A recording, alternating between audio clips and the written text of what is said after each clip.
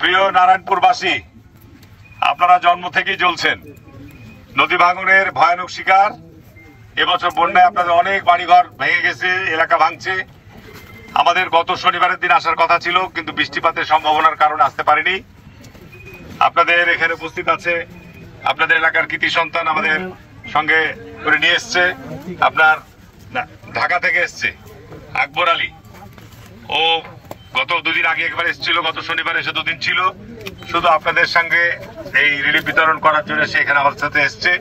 এখানে উপস্থিত আছে আমাদের সাবেক উপজেলা চেয়ারম্যান তৌশিকুল ইসলাম, আমাদের সাবেক উপজেলা ভাইস চেয়ারম্যান নজরুল ইসলাম, আমাদের রানীহাটি ইউনিয়ন পরিষদের চেয়ারম্যান আমাদের রহমত আলী, আমাদের শাহজাহানপুরের বিএনপির সভাপতি আমাদের আব্দুল মালিক ভাই, তারপরে আমাদের এখানে সুন্দরপুরের জাহাঙ্গীর, সুন্দরপুরের মেম্বার আমাদের আফজল ভাই, পৌরসভার কমিশনার আহসান, আমাদের রানীহাট ইউনিয়ন পরিষদের সদস্য আমাদের মেম্বার খোকা ভাই সহ এখানে আমাদের এনামুল ভাই, এনামুল ভাই আছে, নুরুল আছে, কুদ্দুস আছে, আমাদের শাহজাহানপুরে আরো আমাদের সব ইউনিয়নের লোক আপনাদের পাশে এসে দাঁড়িয়েছে। এটা সামান্য আপনাদের জাস্ট দেখা করতে আসা, খুব কষ্ট লাগছে আমাকে। আমি 96 সাল থেকে আপনাদের এমপি।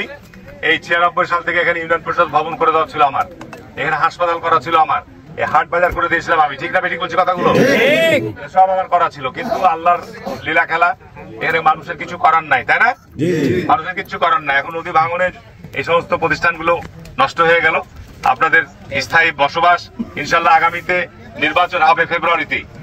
বিগত 15 বছর জানেন আপনার যে সরকার ছিল আপনাদের এলাকায় কিছু কাজ করেনি।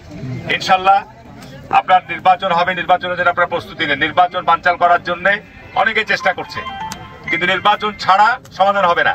ইনশাল্লাহ নির্বাচন হলে, বিএনপি ক্ষমতায় আসলে, এবং গুজবে কোনো কান দিবেন না। হারুন এমপি আপনাদের ধানের শীষের প্রার্থী। হারুন এমপি এখানে এসে বিভিন্ন গুজব ছড়াচ্ছে, কোনো কিছু কান দেওয়ার দরকার নাই। ইনশাল্লাহ নির্বাচন হলে আপনারা যারা নদী ভাঙনে বাড়িঘর ভেঙেছে, আমি তাদের বাড়িঘর করে দেওয়ার ব্যবস্থা করে দেবো ইনশাল্লাহ। যারা নদী ভাঙনে ক্ষতিগ্রস্ত হয়েছেন তাদেরকে সরকারিভাবে, ব্যক্তিগতভাবে কি দেওয়া সম্ভব?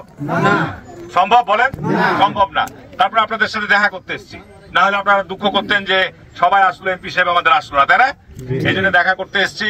দোয়া করবেন, ইনশাল্লাহ তারেক রহমান ক্ষমতায় আসবে, বিএনপি ক্ষমতায় আসবে। যত চক্রান্ত হোক না কেন, এই চক্রান্ত আমরা রুখবো, এবং ক্ষমতা আমরা আসার পরে আমি এটুকু কথা দিয়ে গেলাম, আর কিছু না করতে পারলেও যারা নদী ভাঙনের বাড়িঘর ক্ষতিগ্রস্ত হয়েছে তাদের তালিকা করে তাদের বাড়িঘর করে দেওয়ার ব্যবস্থা করে দেবো ইনশাল্লাহ। ঠিক আছে? এখন আর বক্তব্য বাড়াবো না রোদের মধ্যে। এখানে যেহেতু আপনারা অনেকক্ষণ থেকে অপেক্ষা করছেন, আমি অনুরোধ করবো যাদেরকে কার্ড দেওয়া হয়েছে, যাদেরকে কার্ড পেয়েছেন আপনারা, কার্ডধারীদেরকে আমি অনুরোধ করবো, এখানে হুমায়ুন আছে, আমাদের আকবর আছে, তারা নেতৃত্ব দিয়ে আপনাদের